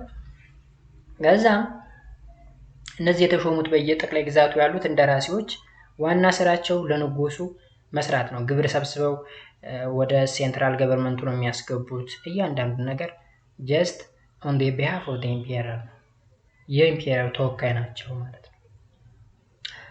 next the 1955 constitution የ1955 ህገ መንግስት ስለምን ያወራል? before time ኮንስቲቱሽን የሚባለው ጽንሰ ሐሳብ የተጀመረው ኢትዮጵያ ውስጥ በ1931 ነው። ስለዚህ የንጉሱ ኮንስቲቱሽን ወይም ህገ መንግስት ለመጀመሪያ ጊዜ በኢትዮጵያ የተጻፈው በ1931 ነው። ነገር ግን በ1955 አመንድመንት ወይም ማሻሻያ ነገር ተደረገበት ማለት ነው። የተደረገበትም ዋና ምክንያቶች እዚህ ውስጥ ተጠቅሰው እናገኛቸዋለን። Another important measure taken by ኃይለ ሥላሴ is to consolidate his power was the revisions of the Ethiopian Constitution 1955 እንግዲህ ሌላኛው የተወሰደው እርምጃ ኃይለ ሥላሴ ስለ ኢትዮጵያን ኮንስቲቱሽን ወይም የኢትዮጵያ ህገ መንግስት በ1955 መሻሻል ያለባቸው ነገሮች ወይም ሪቪዥኖች እንዳሉ መወሰዱ ነው። The emperor sought to provide a formal basis for his effort at centralization and to attract the loyalty of educated Ethiopians. That's a result that necessitated the promulgation of the revised constitution of 1955 was the Federation of Eritrea. በአጭሩ እንግዲህ የ1955 ኮንስቲቱሽን የተቋቋመበት ዋነኛ ምክንያት ምንድነው ስንል የኤርትራ ፌዴሬሽን ነው። ኤርትራን ወደ ኢትዮጵያ ከመጣች በኋላ ምን ነገሮች ማሟላት አለባት፣ ስለ ኤርትራ ምን ብዙ ነገር መደረግ አለበት ማለት የሚሉ ነገሮችን ለማካተት ነው። እና ደግሞ ጀስት እዚህ ጋር እንደሚለው the emperor sought to provide a formal base for his effort at centralization and to attract the loyalty of the educated Ethiopian የተማሩ ኢትዮጵያውያኖችን አትራክት ለማድረግ ነው። ባይዘዌይ በኃይለ ሥላሴ ዘመነ መንግስት እንግዲህ ከአሜሪካን ጋር ሪሌሽንሺፕ ስለነበራቸው ከፍ ያለ ግንኙነት ስለነበራቸው the point for agreement የሚባለው ስፔሻሊ አንደኛው ስኮላርሺፕ ኤጁኬሽን መስጠት ነበር ለተማሪዎች ነፃ የሆነ ትምህርት። ስለዚህ ብዙ ኢትዮጵያኖች አሜሪካን ሀገር እየሄዱ ጥሩ ትምህርት እየተማሩ ይመጡ ነበር ማለት ነው። ስለነዚህ ጉዳዮችም ለማውሳት ሲባል የ1955 ኮንስቲቱሽን ሪቫይዝ መደረግ ያስፈልጎታል ማለት ነው። ከዛ ቀጥሎ ደግሞ the Federation of ኤርትራን በተመለከተ which had an elected parliament and more modern administration ስለዚህ የኤርትራ ፌዴሬሽን ላይ ኤሌክትድ ፓርላመንቶች አሉ፣ ሞደርን የሆነ አድሚኒስትሬሽን አለ። ሞደርን አድሚኒስትሬሽንም ተሰጥ ነበረ ታስታውሳችሁ ላይ አሜሪካን ጋር በነበረው በአራቱ ፖይንቶች ላይ ማለት ነው። ኦኬ ምክንያቱም ሞደርን አድሚኒስትሬሽን ስንል ኤጁኬትድ ኢትዮጵያኖች አሉ። ኤጁኬትድ ኢትዮጵያኖች እንግዲህ ፓርላመንት ላይ ተቀምጠው የሚሰሯቸው የተለያዩ ስራዎች አሉ። ምንም እንኳን ሙሉ ስልጣኑ የኃይለ ሥላሴ ወይም ንጉሠ ነገስቱ ቢሆንም እንኳን የተማሩ አካላት እንደ ፕራይም ሚኒስቴር ምናምን እየተደረጉ የሚሾሙበት ሁኔታ ነበር። ኦኬ The revised constitution of 1955 strengthened the absolute powers of the emperor እንግዲህ ሪቫይዝድ የተደረገው ወይም እንደገና የተሻሻለው የ1955ቱ ህገ መንግስትም በዋናነት የሚያጠናክረው የንጉሱን ስልጣን እንደነበረ ይነግረናል። ኃይለ ሥላሴ remained the head of the executive, the legislative, judiciary organ of the government። እንግዲህ በዋናነት የህገ መንግስት የሚያስሰው ወይም የሚዋራው ንጉሰ ነገስቱ ወይም ኃይለ ሥላሴ ኤክስኪዩቲቭ ኦርጋን ናቸው፣ ሌጂስላቲቭ ናቸው፣ ጁዲሻሪ ናቸው። ያ ማለት ህግ አስፈጻሚም ህግ አውጭም ህግ ተርጓሚም እሳቸው እንደሆኑ በህገ መንግስቱ ተቀምጧል ነው የሚለው። እዚህ ላይ እንዳትገረሙ ባይዘወይ ማለት ነው። አንድ ልነግራችሁ የምችለው ያ ሞናርኪያል ሲስተም ነው። ሞናርኪያል ማለት ንጉሳዊ ነው። በየትኛውም የዓለም ክፍል የነበረ እንደውም ከዚህ የከፋ ነው ሌሎች ሀገሮች ላይ ያለው ማለት ነው። ግን የሚያሳዝነው ነገር ናይዴስ በአሁኑ ጊዜ ኤክስኪዩቲቭም ሌጂስላቲቭም ጁዲሻሪም አንድ የሆነበትን ጊዜ ስታስቡ በጣም የሚያሳዝን። አሁን ላይ ኢትዮጵያ ውስጥ እየተካሄደ ያለው ነገር ጀስት ኤክስኪዩቲቭም ሌጂስላቲቭም ጁዲሻሪ ፓርቲ የተለያየ ነው ብላችሁ ልታስቡ ትችላላችሁ። ግን ሶስቱንም ነገሮች የሚዘውራቸው አንድ አካል ነው። መረዳት የለባችሁ። አሁን በ21 ሴንቸሪ በ21ኛው መቶ ክፍለ ዘመን አሁን ላይ ሰልጥነናል፣ ዲሞክራሲ የሚባል ጽንሰ ሀሳብ ኢትዮጵያ ውስጥ መጥቷል ምናምን በምንልበት ሰዓት ሶስቱም ኦርጋን ኦፍ ገቨርንመንት በአንድ አካል ነው የሚዘወሩት። ለምሳሌ ፓርላማ ላይ ያለውን የፓርላማ ስብሰባ ሲካሄድ አይታችሁ ሊሆን ይችላል። ጀስት ዝም ብሎ ሲያጨበጭቡ ነው የምታዩቸው። ሌጂስላቲቭ ማለት ፓርላማዎች ናቸው። ጠቅላይ ሚኒስትሩ ነገር ስላቸው ሲያነጥሱላ ሳይቀር ይስቃሉ፣ ያጨበጭባሉ ምናምን። ጁዲሻሪ ዳኞችን ብትዋቸው የታዘዙትን ነው የሚያደርጉ እንጂ ከህግ አግባብ አይደለም የሚያደርጉት። ኤክስኪዩቲቭም በጠቅላይ ሚኒስትሩ ነው የሚመሩት። ህግ አስፈጻሚው ጠቅላይ ሚኒስትሩ ናቸው። የሌጂስሌቲቭ ወይም የህግ አውጪውም አባል ናቸው። ዳኞችን የሚሾሙ ማለት ትችላላችሁ። ብዙ ነገሮች እየተደረጉ ያሉበት ሁኔታ አለ። ናይዴስ በአሁኑ ሰዓት ራሱ ያኔ ኦኬ ግልጽ ነው፣ ንጉሳዊ ነው። ንጉስ ማለት ሀገሪቱን በሙሉ የሚገዛ ምንም ከሳቸው በላይ ማንም መሪ የሌለ የፈለጋቸውን ማድረግ የሚችሉበት ሁኔታ ነው ንጉሳዊ የመንግስት ስርዓት ማለት ነው። ማለት የኢትዮጵያ ብቻ ሳይሆን እንደ ዓለም ንጉሳዊ ስራ ሲባል ንጉስ ወይም ንግስቲቷ የፈለገውን የማድረግ መብት አላት። አገር የመሸጥ አገር የመለወጥ ህዝቡን የማሳደድ የፈለገ ነገር የማድረግ መብት አለ ዱሪንግ ዳት ታይም ቢኮዝ ያልሰለጠነም ዘመን ስለነበረ ህዝቡም አምኖ ተቀብሎትም ስለነበረ ማለት ነው። አሁን ላይ ግን አምነን ተቀብለን ሳይሆን ተገደን። ኤኒዌይስ the revised constitution of 1955 did not introduce the constitutional principles like the popular sovereignty, rule of law, good governance, regional state relation። እንግዲህ በ1955ቱ ህገ መንግስት እነዚህ ነገሮች አልተቀመጡም ነው የሚለው። ያ ማለት ፖፑላር ሶቨርኒቲ፣ ሩል ኦፍ ሎው፣ ጉድ ገቨርናንስ፣ ዘ ሪሊጂየስ ስቴት ሪሌሽን ወይም የሴኩላሪዝም የሚባለው ነገር በህገ መንግስቱ ላይ አልተቀመጠም። የህግ የበላይነት የሚባል ነገር የለም። ስለ መልካም አስተዳደር የተቀመጠ ነገር የለም። የህዝብ ሉዓላዊነት የሚባል ነገር የለም ነው የሚለው። አሁን ኮንስቲቱሽን ላይስ 1991 ኮንስቲቱሽን አሁን ላይ እየተመረጥንበት ያለ ነው ኮንስቲቱሽን የ1991 ኮንስቲቱሽን ብታዩት ምንም አመንድመንት የለበትም፣ የተሻለ ነገር የለበትም። ፖፑላር ሶቨሬኒቲ የሚል ነገር ተቀምጧል፣ ሩል ኦፍ ሎው የሚል ነገር ተቀምጧል፣ ጉድ ገቨርናንስ የሚል ነገር ተቀምጧል፣ ሴኩላሪዝም የሚባል ነገር ተቀምጧል። በሪያሊቲውን ስታው ግን ፖፑላር ሶቨሬኒቲ ወይም የህዝብ ሉዓላዊነት የሚባለው ነገር አለ ወይ? ዝም ብሎ ወሬ ብቻ ነው ያለው። ሩል ኦፍ ሎው የህግ የበላይነት አለ ይባላል፣ ግን ማንም እንደፈለገ የመንቀሳቀስ መብት የለውም።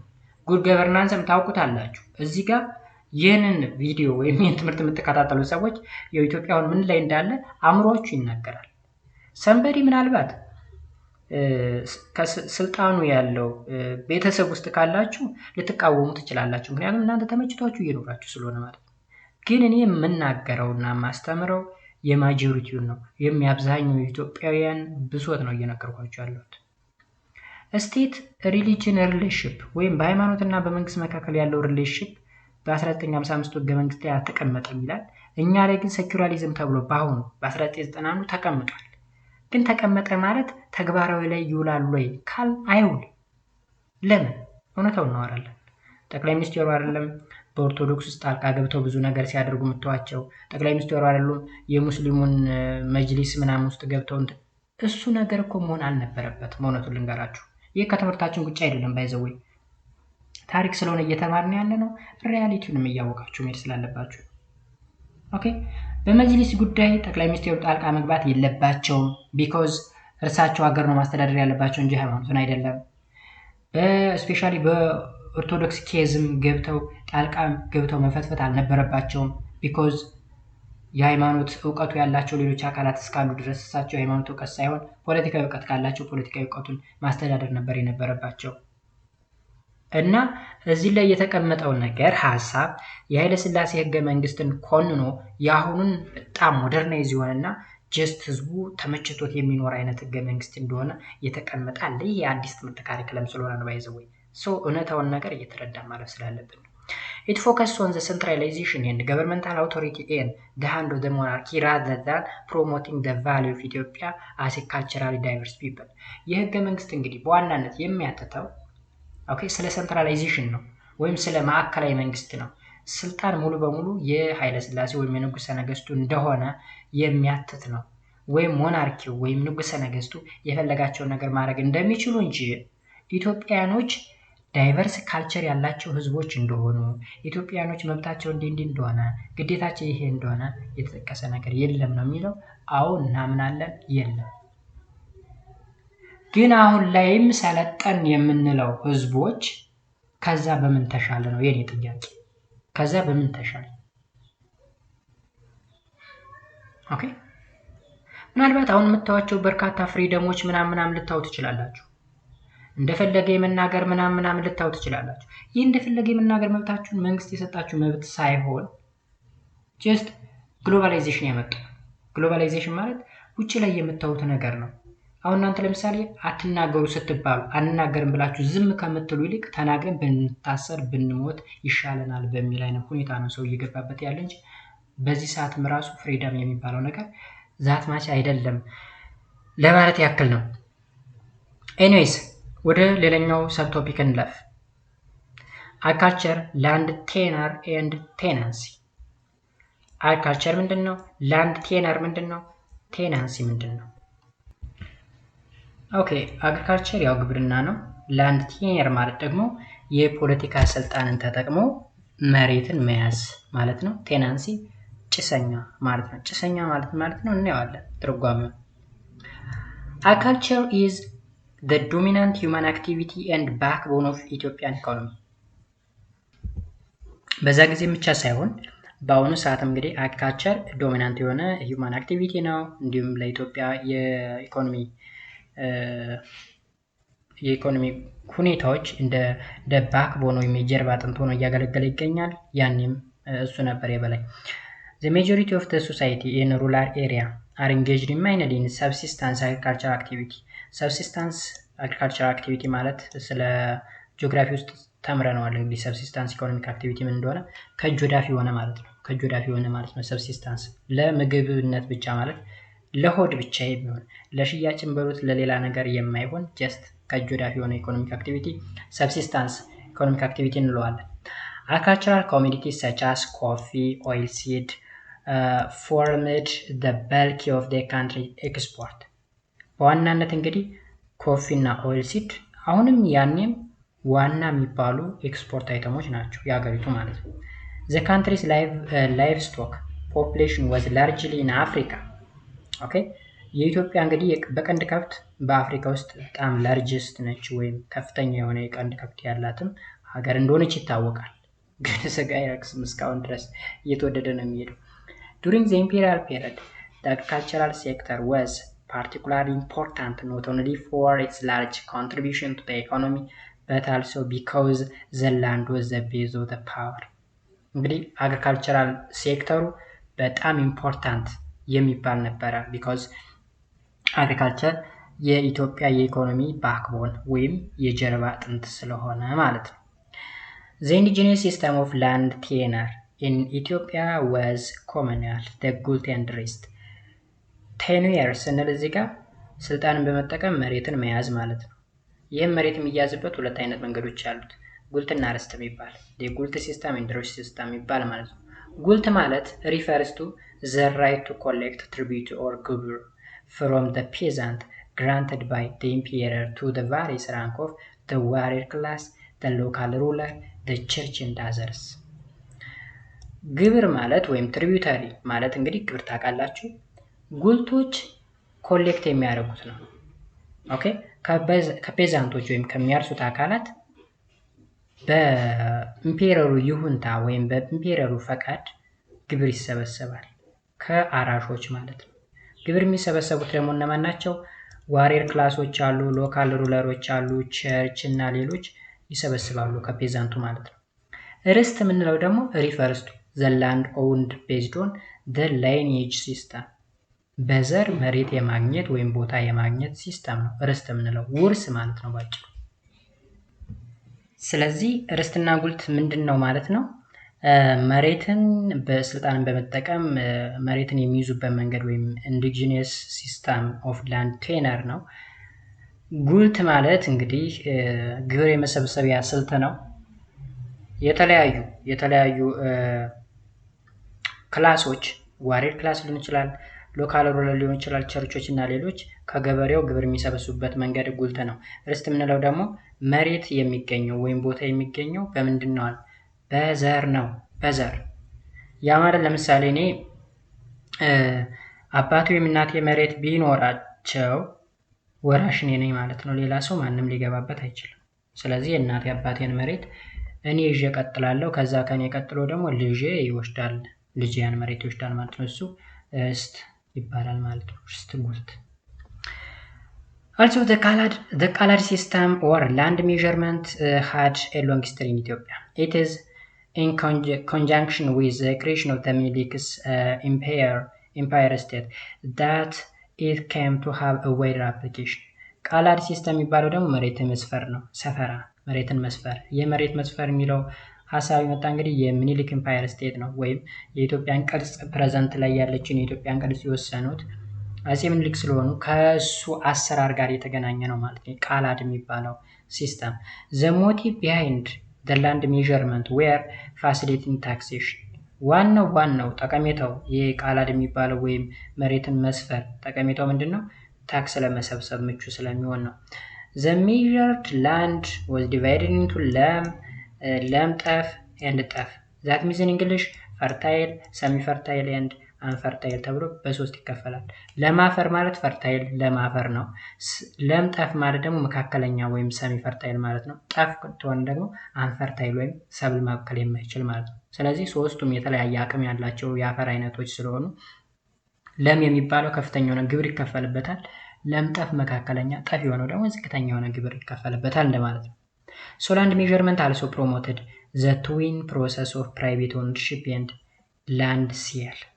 አሁን የመሬት ይዞታንና የመሬት ሽያጭንም በእነዚህ ሲስተሞች በመጠቀም ማካሄድ ይቻላል። ለምሳሌ ለም መሬት ያለው ሰው በከፍተኛ ዋጋ መሬት ይሸጣል።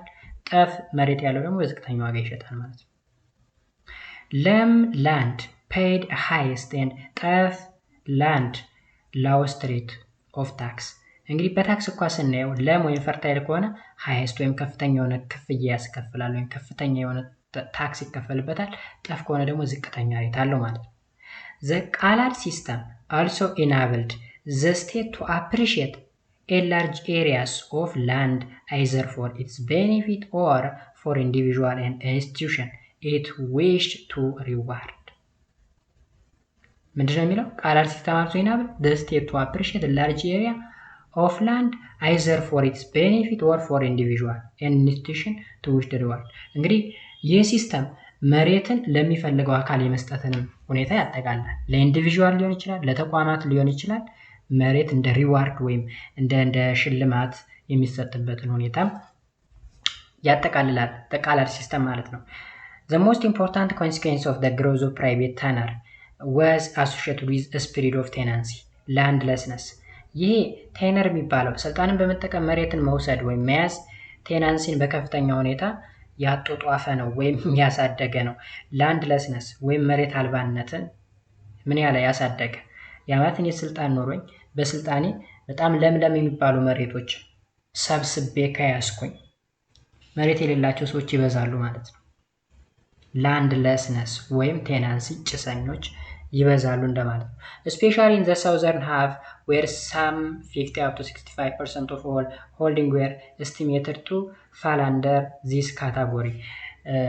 በደቡብ አካባቢ የሚገኙትን ይላል ከ50 እስከ 65% የሚደርሱ ደቡብ አካባቢ የሚገኙ ሰዎች የዚህ እጣ ፈንታ የደረሳቸው እንደነበሩ ይናገራል። ቴናንሲ በከፍተኛ ሁኔታ ተስፋፍቶበት የነበረ ምክንያቱም ስልጣን ያላቸው አካላት እዛ አካባቢ የተሾሙ ስልጣን ያላቸው አካላት ስልጣቸውን መከታ በማድረግ የተለያዩ መሬቶችን እየያዙ ስለነበረ መሬት የሌላቸው ሰዎች በከፍተኛ ሁኔታ እየተስፋፉ ወይም እያደጉ የመጡበት ሁኔታ ነበር ማለት ነው። ወይም መሬት የሌላቸው ሰዎች እየበዙ መጡ ማለት ነው። The post-liberation period witnessed the acceleration of privatization of land and the remarkable growth of land sales, particularly in last decade and half before the revolution of 1974. እንግዲህ ከፖስት ላይብሬሽን ያ ማለት ከነጻነት በኋላ ወይም ጣሊያን ኢትዮጵያ ለቃ ከሄደች በኋላ ጀምሮ የመሬት ፕራይቬታይዜሽን ወይም መሬትን በግል የማዋል ወይም የግል ሀብት የማድረግ እንዲሁም የመሬት ሽያጭ ላንድ ሴል የሚባለው ነገር በከፍተኛ ሁኔታ እየተሰራበት የነበረበት ሁኔታ እንደነበረ ይናገራል። ስፔሻሊ ከ1974ቱ አብዮት በፊት ማለት ነው። Along with land measurement, large scale land sale and evictions became common. ይህ ላንድ ሜዠርመንት ወይም መሬትን መለካት ወይም ቃላድ የሚባለው ሲስተም ከመጣ በኋላ በጣም ከፍተኛ በሚባል ደረጃ የመሬት ሽያጭ ነበረ ኮመን የሆነበት ሁኔታ ተፈጥሮ ነበር። As a result, the feudal exploitation, most of the peasant becomes subsistence farmer living in miserable poverty during this period, especially in the southern half, where the tenancy system, locally known as ጭሰኛ tenancy ማለት ጭሰኛ ማለት ነው, was widespread. በዋናነት እንግዲህ መሬትን ለሽያጭ በመዋል ሀብታሞች መሬትን የሚገዙ ከሆነ ቴነር የሚባሉት ደግሞ ስልጣን በመጠቀም መሬትን የሚይዙ ከሆነ ጭሰኞች እየበዙ ወይም ቴናንሲዎች እየበዙ ብዙዎች ሚዘሬብል ፖቨርቲ በጣም ያስጠላ የድህነት ጥግ ላይ እየደረሱ ወይም አብዛኞቹ ፋርመሮች ወይም ገበሬዎች ደግሞ ሰብሲስታንስ ፋርመር ከእጅ ወዳፍ የሆነ የግብርና ስራን የሚያካሂዱ ፋርመሮች እየተስፋፉ መጡ። ከዛም the 1974 ሪቮሉሽን ወይም አብዮት ተነሳ ማለት ነው። አብዮቱ ላይ የነበረው መፈክር ምንድነው? መሬት ላራሹ የሚል ነገር ነበረ። ላንድ ቴለር መሬት ላራሹ፣ ምክንያቱም መሬቱን የያዙት ስልጣን ያላቸው አካላት ናቸው እንጂ የሚያርሱት ጭሰኛ ናቸው፣ መሬት የላቸውም ማለት ነው። ሶ እንደዛ የሚባል ነገር መጥቶ ነበር ማለት ነው። በመጨረሻም የምናየው ትሬድ ኢንዱስትሪ፣ ፋይናንሻል ሴክተር፣ ኤጁኬሽን፣ ትራንስፖርት ኤንድ ኮሚኒኬሽን ምን ይመስል ነበረ በዚህ ጊዜ? When the Italian left Ethiopia in 1941, the economic structure of the country was almost as it had been for a century. ጣሊያን ከኢትዮጵያ ለቃ ስትሄድም የኢትዮጵያ የኢኮኖሚ ስርዓት በዛው እንደቀጠለ ነው ሄደው ለብዙ ዓመታት ያክል ማለት ነው። However, there were some improvement in the communication, particularly in the area of road building. Okay, በኮሚኒኬሽኑ ዘርፍ እና በሮድ ቢልዲንጉ የተሻሻሉ ነገሮች ነበሩ። Attempting were also made to establish a few small industry. እንግዲህ የተለያዩ ትንንሽ ኢንዱስትሪዎችንም የመገንባት ሙከራዎች ወይም አተምቶችም ተካሂደው ነበር። In the post-liberation period, the country continued to be dependent on a few agricultural products for export. ከፖስት ላይብሬሽን ፒሪየድ በኋላ ኢትዮጵያ ኤክስፖርት የምታደርጋቸው አይተሞች ፊክስድ ናቸው። ቡና ነው በዋናነት እና ኦይል ሲድ ነው። The leading agricultural export was coffee. የሚመራው ማን ነው? ኮፊ ነበር። ኔክስት ኮፊ ማን አለ? በሁለተኛ ስኪን ኤንድ ሃይድ ቆዳና ሌጦ ማለት ነው። ኤንድ ከዛስ ፐልስ ኤንድ ኦይል ሲድ፣ ይሄ ቅባት እህሎች የሚባሉት ደግሞ ሶስተኛውን ደረጃ ይይዛሉ ማለት ነው። Regarding import items, the post-war period was characterized by the change from the pre-war importization of textile to the machinery and chemicals.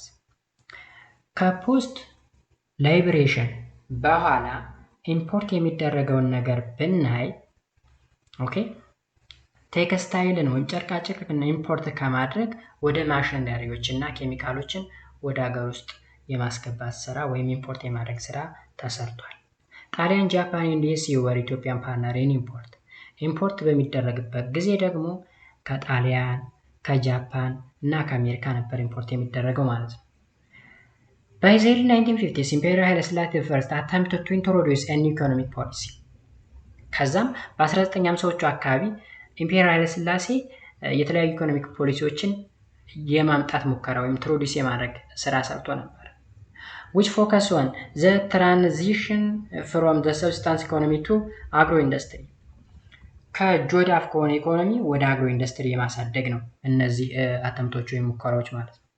The 1954-55, the government created the National Economic Council to coordinate the state's development plan.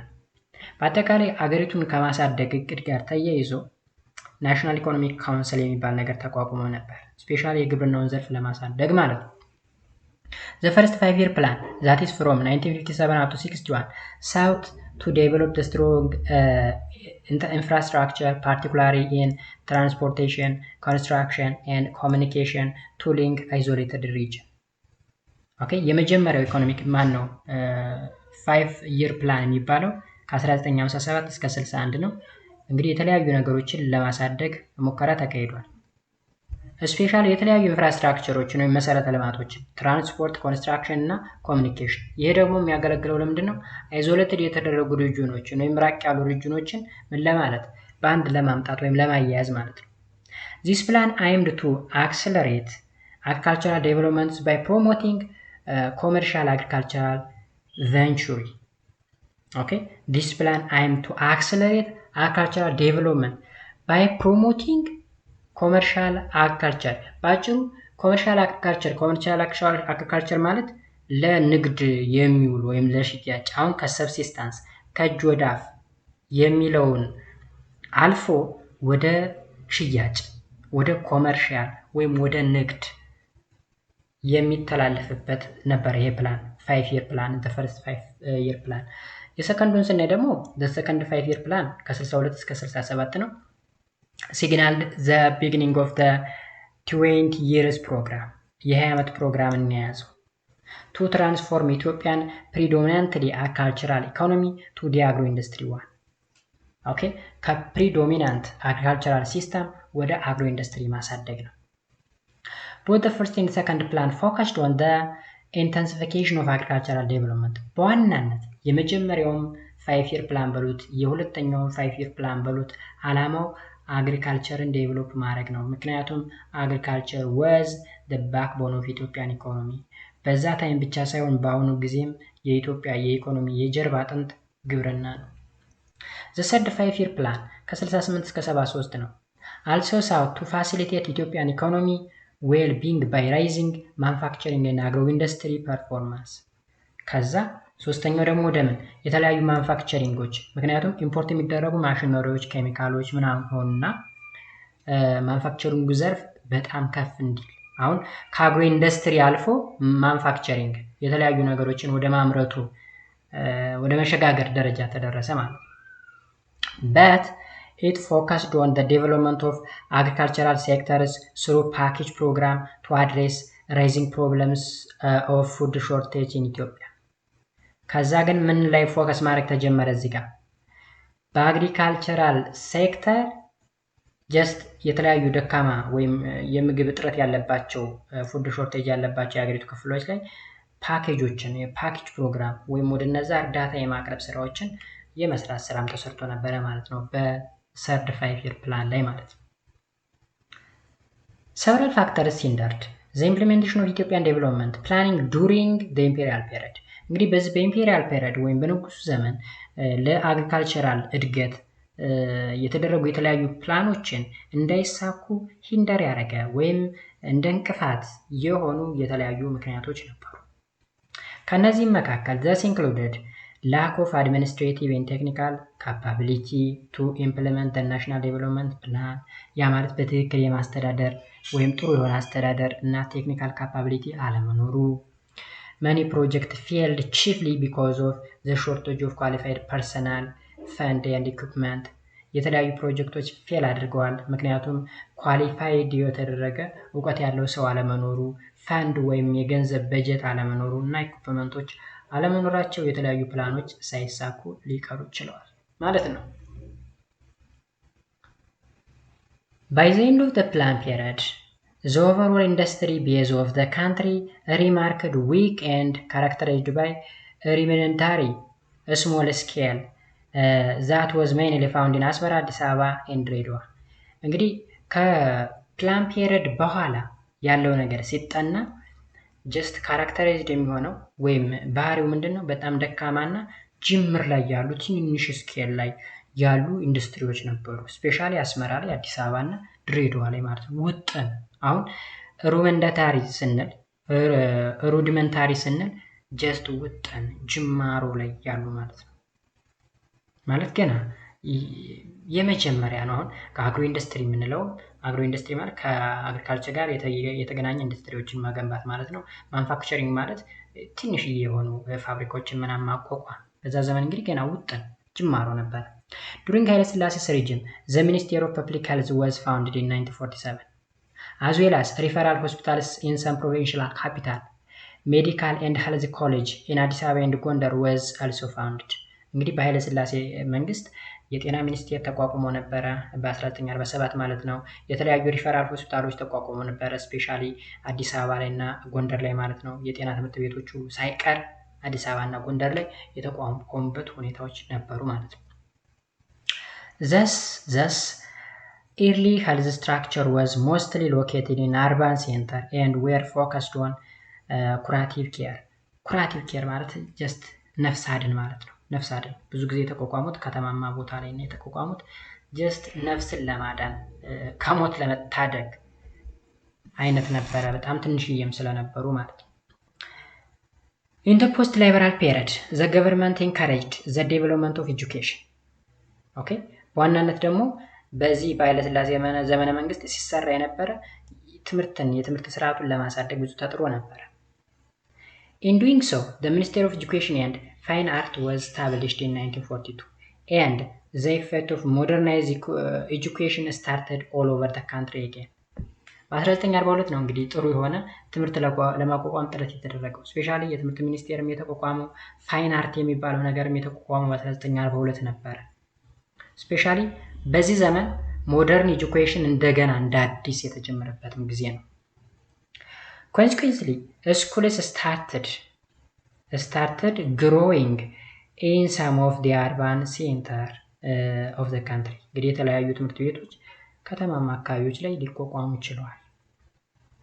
From the time of liberation up to early 1950s, the Ethiopian education system was highly influenced by British. እንግዲህ ከላይብሬሽን ፒሪየድ ጀምሮ እስከ 1950ዎቹ ድረስ የኢትዮጵያ ትምህርት ካሪኩለም ከብሪቲሽ ትምህርት ካሪኩለም ጋር የተገናኘ ነበር ወይም በብሪቲሽ የትምህርት ካሪኩለም ኢንፍሉዌንስ የተደረገ ወይም ተጽዕኖ የደረሰበት ነበር። In 1950s, the American educational system and replaced the British system. ያ ማለት መሰላችሁ መጀመሪያ ላይ ስንጀምር ካስታውሳችሁ ብሪቲሽ ኢራ ነበር የሚል አይደል እዚህ ቶፒክ ላይ ስንጀምር ከኢትዮጵያ ጋር ብሪቲሽ የነበራት ሪሌሽን። ስለዚህ የትምህርት ካሪኩለሙ ከብሪቲሽ የተወረሰው ነው። ከዛ ብሪቲሽ ከወጣች በኋላ ማን ተተካች? አሜሪካ። ስለዚህ የአሜሪካ ትምህርት ካሪኩለም ቀጠለ ማለት ነው። አሁንም የማን ነው ካል የኮሪያ ሰምቲንግ ዝም ብሎ የመካከለኛው ምስራቅ ምናምን ያን ነው የምንከተል እንጂ የኛን አይደለም። አሁንም ቢሆን እየተከተልን ያለነው አሁን እየተከተልን ያለነው የኢትዮጵያን ትምህርት ካሪኩለም ኢትዮጵያን ይዋጀ ሳይሆን ሌሎች የሚከተሉትን ሌሎች ያደጉ ሀገሮች አድገውበታል ተብሎ ስለታሰበ ብቻ የነሱን ትምህርት ካሪኩለም ተከትለን እየጎረፍን እንገናኛለን ማለት ነው። እነሱ ያደጉት የራሳቸውን ሀገር ነባራዊ ሁኔታ ግምት በማስገባት ነው። እኛ ደግሞ ጀስት ለምሳሌ የታሪካውን ስለ ኢትዮጵያ ነው ታሪኩ የተቀመጠው።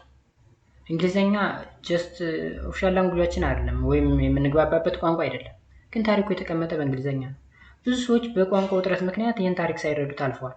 እንግዲህ ትምህርት ካሪኩለሙ እንደዚህ ነው የሚለው። ምክንያቱም የትምህርት ካሪኩለማችን ኢንፍሉዌንስ የሆነው በማን ነው? በብሪቴን እና በዩኤስኤ ወይም በአሜሪካ ስለሆነ አሜሪካና ዩኤስኤ ደግሞ የሚጠቀሙት ቋንቋ ምንድን ነው? እንግሊዘኛ ነው። በዛ ምክንያት እንግሊዘኛን የትምህርት የስራ ቋንቋ አድርገን ሳይገባን ሳንረዳው ሳይንሱን ከውስጣችን ሳናስገባው እንዲሁ ዝም ብለን ከክላስ እያለን ምንም ነገር ሳንረዳ እንሄዳለን ማለት ነው። ሰውንም ወደፊት ቢሆን እናንተ በቻላችሁት መልኩ ጠንክራችሁ በመማር የራሳችን የሆነ ኢትዮጵያ የሚሸት ትምህርት ካሪኩለም እንዲመሰረት አስተዋጽኦ ማድረግ ይኖርባቸዋል። American citizens were assigned as a director and teachers in Ethiopian school, and this enabled them to increase their influences on Ethiopian educational system. እንግዲህ ከብሪቴን ቀጥሎ የአሜሪካን ትምህርት ካሪኩለም ኢትዮጵያ ውስጥ ሲመጣ የአሜሪካ ሲቲዝኖች ወይም የአሜሪካ ዜግነት ያላቸው ሰዎች ኢትዮጵያ ትምህርት ቤቶች ላይ እንደ ዳይሬክተር ወይም ርዕሰ መምህራን በመሆን የኢትዮጵያን የትምህርት ካሪኩለም ሞር ኢንፍሉዌንስድ እንዲሆን በአሜሪካ ኢንፍሉዌንስ እንዲሆን ያደረጉበት ሁኔታ ተፈጥሮ ነበር ይለናል ማለት ነው ጋይስ። ስለዚህ የዛሬው ትምህርት እጅግ በጣም ረጅም ነው ነው 1 ሰዓት 20 ያክል ነው የቆየ ነው። በሚቀጥለው ደግሞ ኢርሊ ኦፖዚሽን ሙቭመንት አጋይንስት ኢምፔሪያል ሩል የሚል ርዕስ ይኖረናል። በዛ ርዕስ የምንቀጥል ይሆናል በፓርት 2 ማለት ነው። የዛሬው ክላስ ይህን ይመስል ነበረ። በያላችሁ በሰላማችሁ ብዝት ይበል። መልካም ጊዜ። ባይ ባይ።